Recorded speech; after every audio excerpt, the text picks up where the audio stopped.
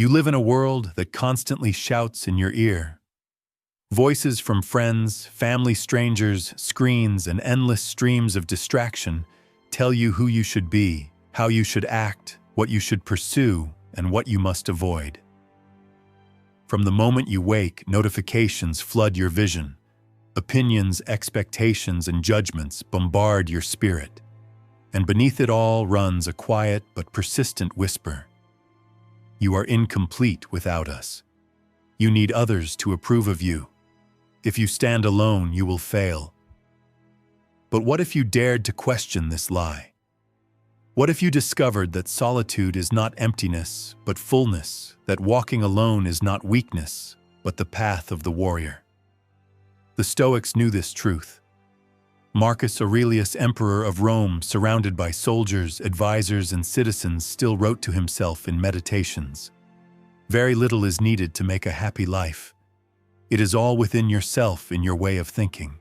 The most powerful man in the world knew that true strength is measured not by how many people you command, but by whether you can command yourself when no one else is watching.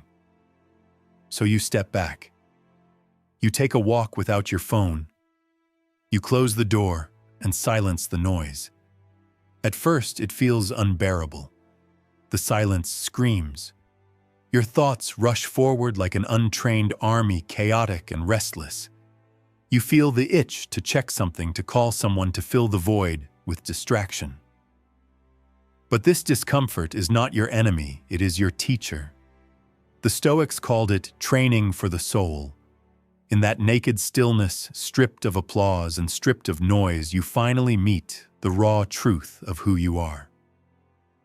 Seneca, exiled from Rome, turned forced solitude into philosophy that would echo for thousands of years. He understood that isolation was not suffering, but fertile ground for wisdom. He reminded himself every new beginning comes from some other beginning's end. Your solitude is the soil where a stronger self takes root. Think of it this way. Warriors train in silence before they fight in battle. The archer draws the bow alone. The runner conditions their body before the race. The philosopher wrestles with thought before teaching others.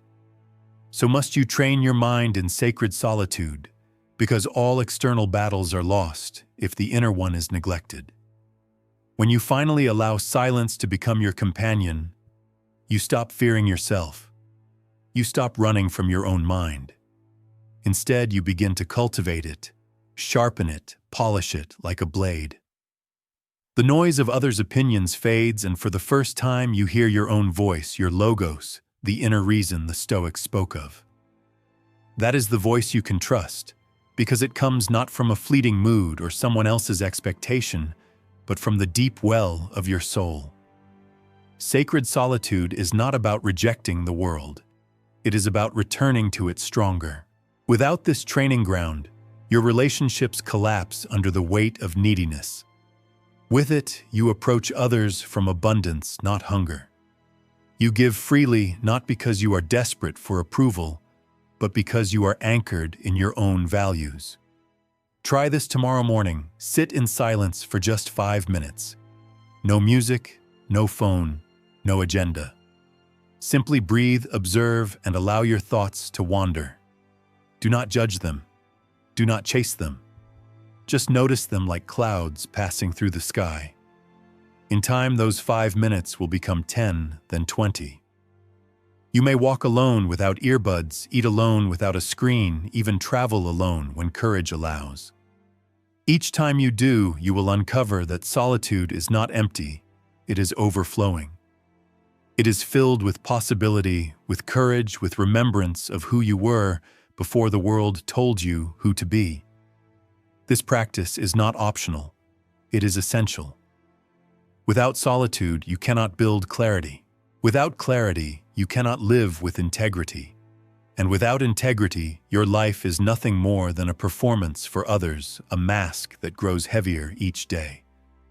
You must treat solitude like training, like ritual. Marcus Aurelius did it every night with his journal. Epictetus demanded it from his students, telling them to review their thoughts each evening. Seneca practiced it in exile.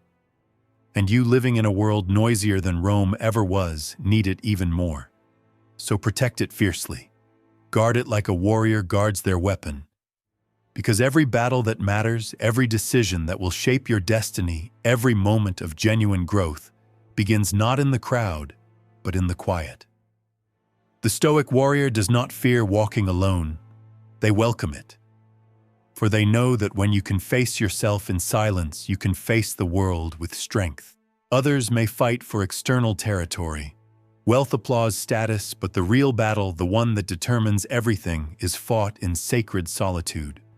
And when you emerge from it, you rise not weaker, but freer, freed from the exhausting game of validation, freed from the prison of expectations, free to love and serve authentically. This is where your journey begins, in silence, in stillness, in solitude. The place where you stop waiting for permission, stop asking for approval, and finally listen to the voice within. You soon realize that solitude gives you a strange kind of power, the ability to hear yourself without interference. Yet almost as quickly, you collide with another test, the opinions of others. Even as you begin to stand taller to walk your own path, the voices return, this time disguised not as noise but as judgment. They ask, "Who do you think you are?" They whisper, "You can't live that way. It's selfish, it's foolish, it's arrogant." The fear of their disapproval threatens to chain you again. But here is where the Stoic warrior draws the sword of discernment. Your opinion of me is none of my business. Epictetus taught that we suffer not from things themselves, but from the judgments we attach to them. A stranger's insult, a friend's criticism, a family member's disappointment, none of these have power unless you grant it. Their words are not wounds until you allow them past your armor. Without your consent, they are nothing more than sounds in the air. Think about the last time someone's words pierced you. Was it because they revealed a truth you had been avoiding, or because you handed them authority over your worth? Most often, it is the latter.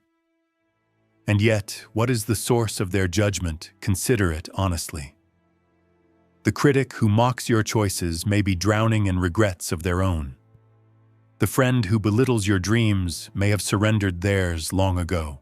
The family member who insists you follow their path is often wrestling with fears they never conquered. Their opinion of you is not a mirror of your truth. It is a reflection of their own wounds. This is what I call opinion immunity. It is not arrogance, not a careless dismissal of everyone around you. It is the wisdom to separate feedback rooted in love from criticism born of fear. If Marcus Aurelius had lived by the approval of the Roman Senate, he would have been tossed back and forth like a ship without an anchor. If Epictetus had listened to the voices that called him nothing but a slave, he would never have become a philosopher whose words guide us centuries later. You must ask yourself whose opinion truly deserves weight. Look at their lives. Are they living with integrity? Do they embody the values you wish to cultivate? If not, why would you allow their voice to override your own? Would you hand the keys of your house to a thief? Then why hand the keys of your peace to someone who has never mastered their own? The trap of approval is endless. You may win the praise of 99 people, yet the one who disapproves will haunt your mind. You may bend and break yourself to satisfy society's shifting demands, only to discover there is always someone ready to sneer. Approval is a well with no bottom. The Stoic warrior refuses to drink from it. Instead, you anchor yourself in your own values. You ask, what would I do if no one was watching? What choice aligns with my principles regardless of applause or condemnation? That is the path. Seneca wrote, "What is noble is always rare and unpopular. To live by your own code will disappoint many. Yet what is the alternative to live as a shadow of yourself, forever chasing the flickering lanterns of others' approval? That is not life, it is slavery. Practice in small ways. Wear what you love even if it draws puzzled looks. Share an idea even if it provokes laughter. Pursue a hobby even if others cannot understand why it delights you. Each act of authenticity is a rep for your freedom muscle. Each time you choose your values over their opinions, you grow stronger, less dependent, more sovereign. Eleanor Roosevelt, not a Stoic, yet echoing their wisdom, once said, "No one can make you feel inferior without your consent." Remember this. Every time you feel diminished by someone's words, pause. Ask yourself, did I consent to this? Did I hand them the power to define me? If so, take it back. Withdraw the consent. Reclaim your strength. And know this too, the Stoic warrior is not heartless. They listen to feedback born of wisdom and love. They respect mentors, cherish friends, and value counsel. But they do so with discernment. They understand that guidance is a gift, not a command, and that ultimately the only opinion that must guide your life is the one you hold when you face yourself in the mirror at the end of the day. So let the crowd chatter. Let them misunderstand you, disapprove of you, even mock you. Their noise cannot reach the inner fortress you are building. You no longer bend with every gust of wind. You are not clay molded by countless hands. You are marble carved by your own chisel. When you free yourself from the tyranny of opinions, you step into a life most will never taste, a life of authenticity, clarity, and courage. You realize that their approval was never the prize, and their disapproval was never the danger. The real danger was abandoning yourself in pursuit of them. Now you see, walking alone is not about hating people. It is about ceasing to depend on their judgments for your existence. And in that liberation, you find a strange new power, the power to love them more fully, because you no longer need them to complete you. You've tasted the freedom of solitude and learned the armor of opinion immunity. But freedom without discipline is fragility. To walk as a Stoic warrior, you must develop radical self-reliance, the kind of independence that transforms loneliness into strength, dependence into sovereignty. Do not mistake this for selfishness. True self-reliance is not isolation. It is the foundation that allows you to give without desperation. Imagine a well. If it is always filled by others, it runs dry when they leave.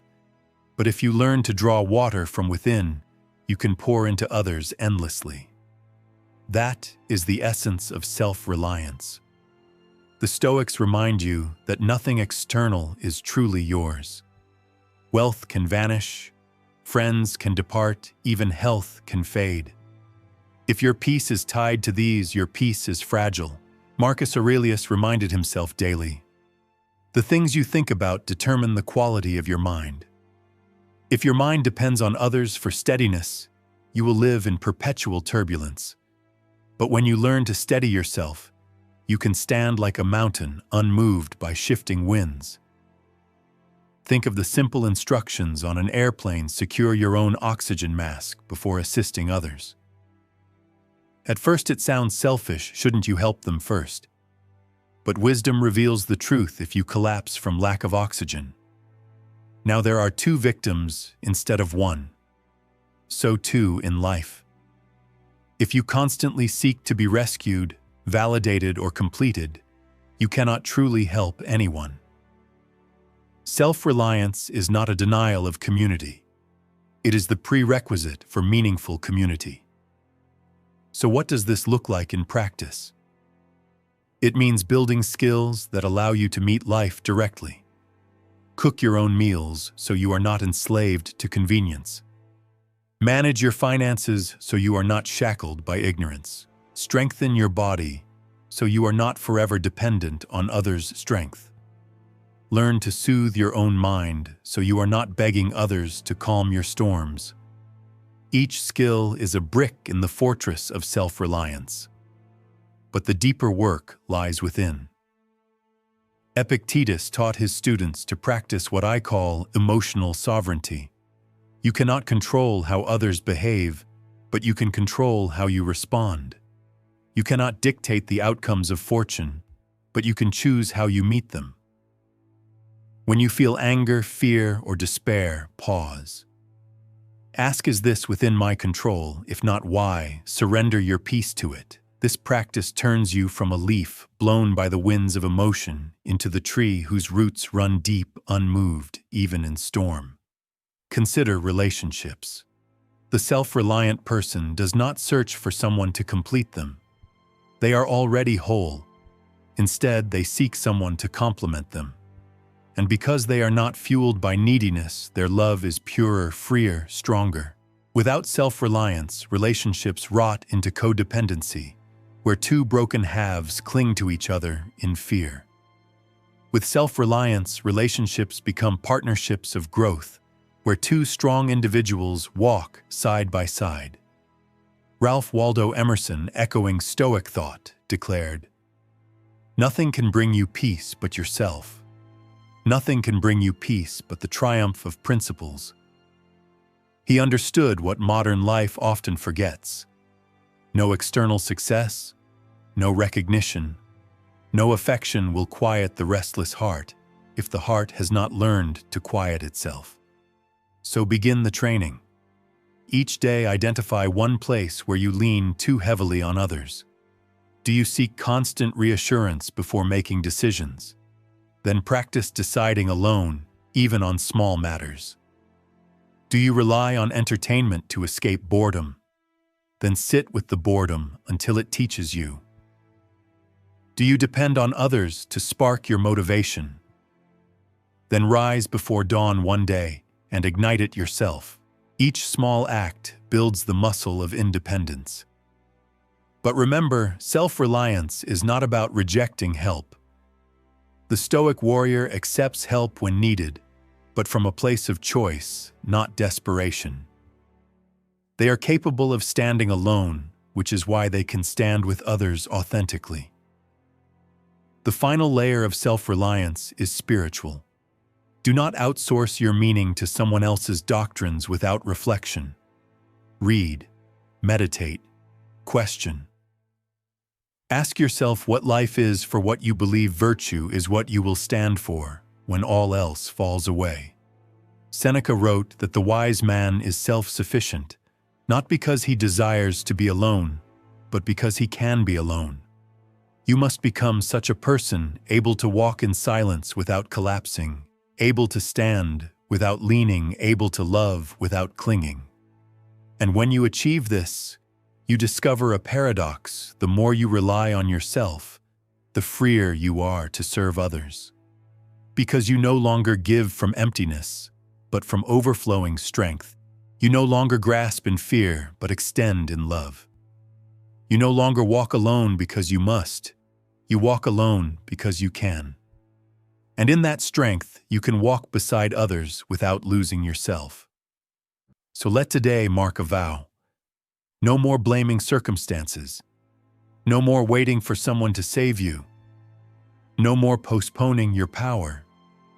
From now on, you take responsibility for your own life. For in claiming that responsibility, you claim your freedom. And in claiming your freedom, you rise as a Stoic warrior, self-reliant, sovereign, unshakable. You've built solitude into strength. You've learned to silence the prison of opinions. You've cultivated self-reliance. But even the strongest warrior will stumble. Even the most disciplined mind will falter. Life will strike you with failure, sharp, sudden, humiliating. And here lies the next battlefield. What will you do when you fall? Most people run from failure. They bury it in excuses, disguise it in false confidence, or drown it in distraction. They fear it as proof they were never worthy.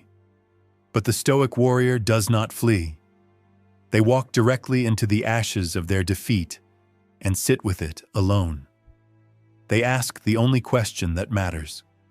What is this teaching me? Thomas Edison, when asked about his 1,000 failed attempts at creating the light bulb, replied, "I didn't fail 1,000 times. I found 1,000 ways that didn't work." He wasn't polishing words for comfort, he was describing a warrior's mindset. To the Stoic, failure is not the opposite of success.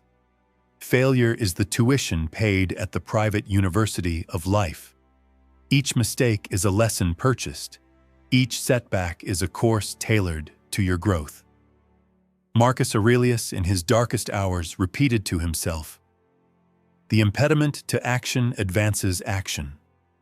What stands in the way becomes the way. The battle lost is not wasted, it is the very path to victory." When you face defeat, you can either curse the obstacle or recognize it as curriculum, a class designed for your soul. Imagine this: you attempt something bold and it collapses. The world sees only your failure. They mock, pity, or criticize. But the true battle does not happen out there in their words or in the ashes of your effort. It happens in solitude in your mind, when you sit quietly and dissect what went wrong.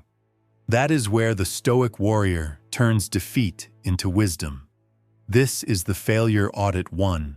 What did I control that I could have done differently? 2. What was outside my control that I must accept? 3. What lesson will make me stronger next time? Answer honestly, not to punish yourself, but to sharpen yourself. This practice is not self-flagellation, it is self-education. You strip away ego excuses and the desperate need to appear flawless. You look at your failure the way a craftsman examines a cracked blade, with care, precision, and commitment to forge it stronger. Think of a soldier who returns from battle defeated.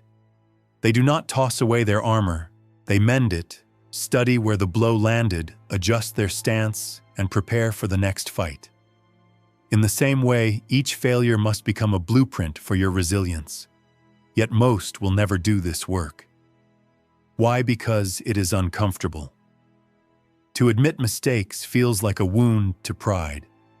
To sit in silence with disappointment feels unbearable. They rush instead to blame circumstances, to escape into pleasure, to pretend the wound is not bleeding. But the Stoic warrior knows that comfort is the enemy of growth. They prefer temporary pain to permanent stagnation. There is a paradox here: the more willing you are to fail, the less catastrophic your failures become. Why? Because each time you fall, you rise with new strength. Each audit makes you less fragile, more aware, more prepared. The Stoic does not become weaker with mistakes. They become anti-fragile, growing stronger through the stress itself. Consider history. The great generals of Rome did not emerge from one victory, but from countless defeats studied carefully. Every philosopher who left behind wisdom endured ridicule and error before clarity. Every innovator, every leader, every artist carries scars of failure carved deep into their story. You are no different. To avoid failure is to avoid the very path that forges greatness. So the next time you stumble, resist the reflex to hide or seek instant comfort. Instead, sit alone. Journal what happened. Dissect your assumptions. Ask what virtue can be exercised now. Patience, courage, humility, resilience. Turn your gaze from shame to wisdom.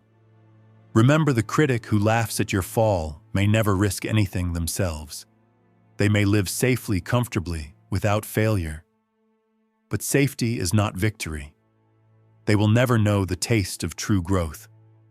Only those who risk falling ever rise higher. Your failures are not evidence you are unworthy. They are proof you are in the arena, proof you dared, proof you chose the warrior's path. The amateur hides behind excuses. The warrior sharpens their blade on defeat. So write this into your heart: every failure is my private lesson in becoming unstoppable. When the world sees you stumble, let them. They do not know that in the silence after, while others laugh, you are studying, learning, preparing.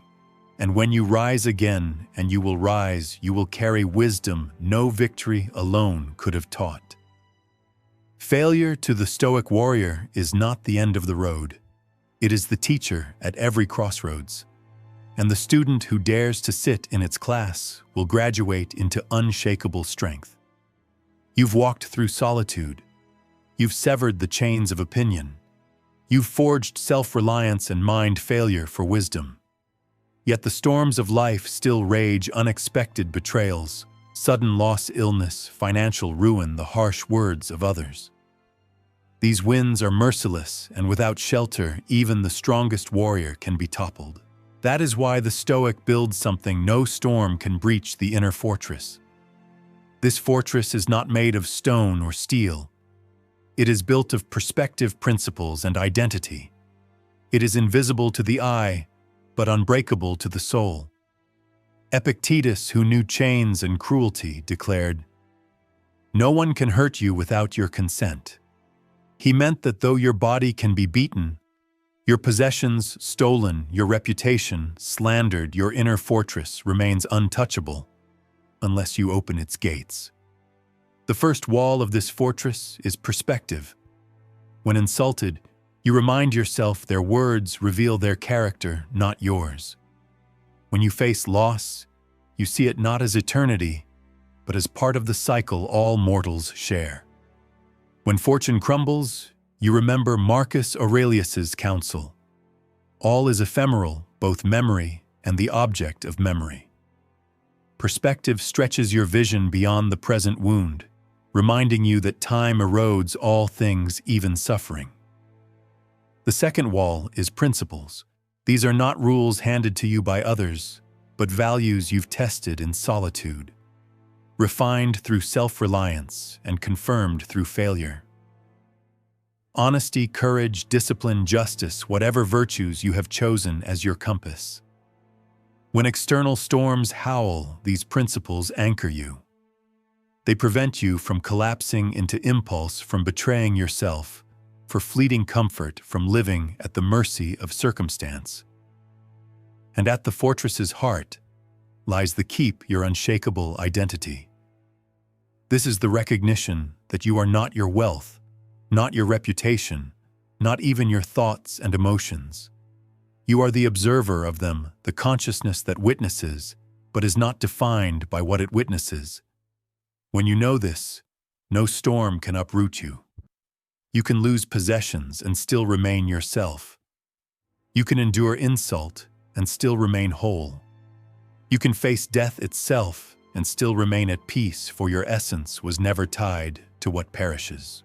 Yet most people walk through life without such a fortress. They live exposed, unguarded, defenseless. A single harsh word ruins their day. A single failed plan sends them spiraling into despair. A single setback convinces them they are worthless. They hand the keys of their peace to every passerby, leaving their soul vulnerable to every storm. But you, the Stoic warrior, must be different. Each day is an opportunity to strengthen the walls. When anger surges, pause. Choose response over reaction.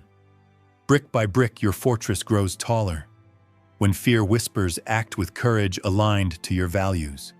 Stone by stone, the foundation deepens. When chaos erupts, find stillness within. Timber by timber, the sanctuary expands. Do not confuse this fortress with isolation. Its purpose is not to lock the world out, but to engage with the world from strength. It has windows open to love, friendship, and service, but they are placed high, so nothing destructive can crawl inside. You remain sovereign, connected, yet unshaken, able to give generously, because you are no longer drained by every storm. And here lies the hidden beauty: the stronger your fortress, the freer your love becomes. When you are not threatened by others' success, you can celebrate it sincerely. When you do not crave their approval, you can offer honest counsel without fear. When your worth no longer hinges on circumstances, you can walk into chaos as a calm presence, a source of strength for others still flailing in the storm. Build your fortress deliberately. Identify one area where you hand too much power to the external. Is it your mood tied to likes and comments? Your peace tied to financial outcomes? Your identity tied to how others treat you? Choose today to reclaim that power. Practice holding your center even when that external changes. Each time you succeed, the walls grow higher. Remember, storms will come.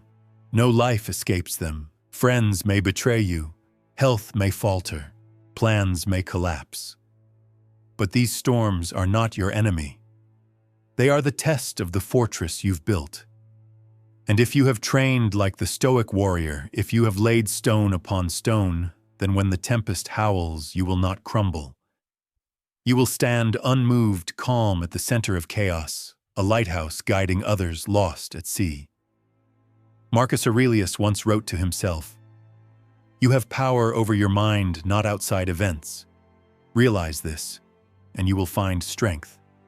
That strength is the fortress. That is the citadel no army, no storm, no misfortune can ever breach. And when the world finally sees you standing unshaken amidst ruin, they will call you lucky. But you will know it was not luck, it was daily labor, deliberate practice, the quiet construction of walls within. So build. Build while the sky is clear, so you are ready when clouds gather. Build when life is calm, so you are unshaken when life rages. Build the fortress of the Stoic warrior. And you will not just survive storms, you will stand as proof that freedom is possible. You've learned to carve solitude into strength, to silence the noise of opinion, to rely on yourself, to transmute failure into wisdom, and to build a fortress that no storm can breach. But one last trial remains the most difficult of all. To live authentically, you must summon the courage to disappoint others. This is where most falter. They will train their bodies, discipline their minds, endure hardship, even embrace solitude. But when it comes to facing the disapproval of those they love or the rejection of society, fear overwhelms them. They bend, they break, they live lives that are not their own only, because they cannot bear to see another frown.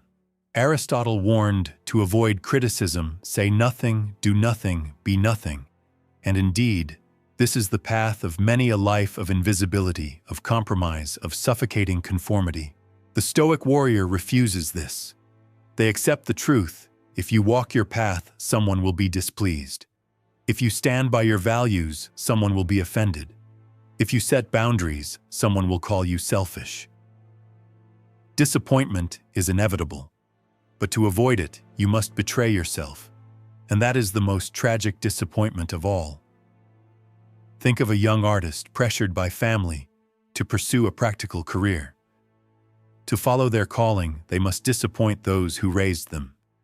To obey their family, they must bury their own gift. Which choice honors the Stoic path? The warrior accepts the pain of disappointing others, for it is temporary, while the pain of betraying oneself lasts a lifetime. This courage is not cruelty. The Stoic warrior does not wound others carelessly. They do not take pleasure in upsetting expectations. Rather, they practice what I call strategic disappointment. They choose carefully where to invest their energy and where to refuse. They know that to serve their purpose fully, they cannot satisfy every demand. They know that to give their best to those who truly matter, they must sometimes say no to those who merely want. Imagine your life as a vessel of finite water. If you pour into every cup thrust toward you, you will run dry before you nourish anyone fully. But if you pour intentionally, guided by values, you give deeply and lastingly. The courage to disappoint is the discipline to guard your water. And paradoxically, when you practice this, respect often grows. People may be angry at your boundaries, but secretly they admire them. They may resist your authenticity at first, but in time they trust it more than the masks others wear. The warrior who dares to say no, who dares to stand firm, commands more respect than the one who is endlessly agreeable. But this courage must be practiced. Start small. The next time someone invites you to something that drains your spirit, say no, politely but firmly. The next time gossip beckons, walk away. The next time you feel pressured to say yes when your heart says no, let the no rise from your chest. Notice that the world does not end. Notice that you still stand. Notice that authenticity feels lighter than compliance. The deeper truth is this: those who truly love you want your authenticity. They may feel stung when you disappoint them, but that sting fades. What does not fade is the poison of resentment when you live a false life to appease them. Better to let them meet the real you, even if it pains them, than to let them love a shadow that never truly existed. Marcus Aurelius often reminded himself to act according to nature, not to please the crowd. He knew that the crowd is fickle, easily swayed, always shifting in judgment. To live by their approval is to build on sand. To live by your principles is to build on rock. And so you must embrace this paradox. The courage to disappoint others is the courage to remain true. Without it, every fortress crumbles. Without it, every lesson of solitude and self-reliance is wasted. For what good is your inner strength if you still surrender it to the fear of another's frown? The Stoic warrior stands calmly in the storm of others' disapproval and says, "I will not betray myself for your comfort. I will not trade my authenticity for your applause. If my truth disappoints you, so be it, but I will not live as a stranger to myself." And here at last you taste the ultimate freedom. You are no longer bound by fear of rejection. You are no longer enslaved by the hunger for praise. You walk your path strong-rooted, sovereign. Some will love you, some will hate you. Both are irrelevant. For you have chosen the only victory that matters: to live without betraying your soul. You have walked the long path of the Stoic warrior alone, yet never truly lonely. From the first trembling steps into sacred solitude, you have discovered that silence is not emptiness, but a furnace of transformation. In those quiet spaces, you met yourself, honestly stripped of distraction, and there you planted the seeds of strength.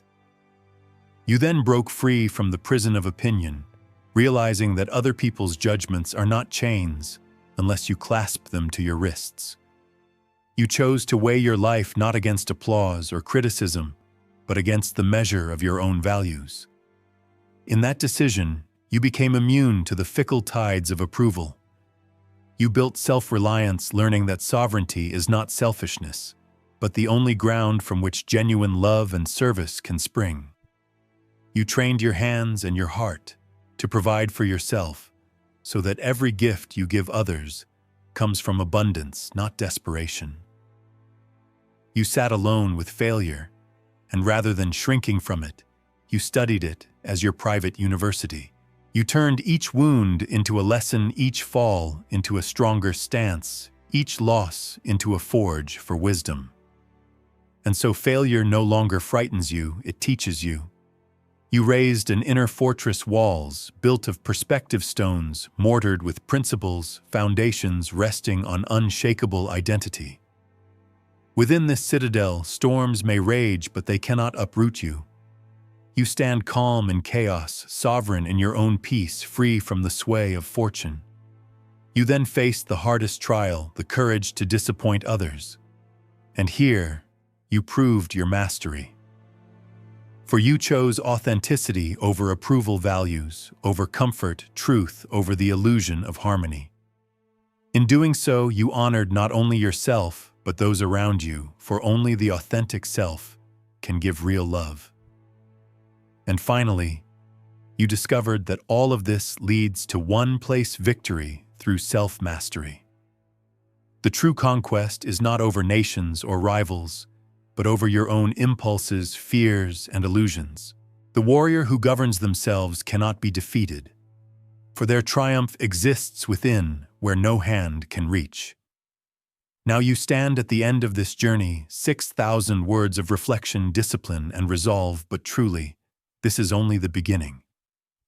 The world beyond still roars with noise, still demands conformity, still tempts you with validation. But you know the way. You carry the teachings of Marcus Aurelius, Seneca, Epictetus, and countless warriors who walked before you. You know that very little is needed for a happy life. It is all within yourself, in your way of thinking. So walk alone. Not because you despise others, but because you are strong enough to stand without them. Rise alone. Not because you are selfish, but because you are rooted deeply enough to lift others with you. Win alone. Not because you care nothing for the world, but because the only victory worth having is the one no external force can take away. You are the Stoic warrior. You have chosen the narrow road, the silent training ground, the fortress of self. And in a world that begs for dependence, you have claimed independence. In a culture that worships approval, you have chosen authenticity. Where others bend, you stand. Where others collapse, you endure. The journey never ends, but you now walk it with clarity, strong, free, sovereign. The world needs warriors like you, souls who can give without needing love, without clinging, serve without expecting. Be that warrior. Walk the path with calm eyes and steady steps, and when you fall, rise again. For you walk alone, you rise alone, you win alone, yet in doing so you carry the strength that can inspire all.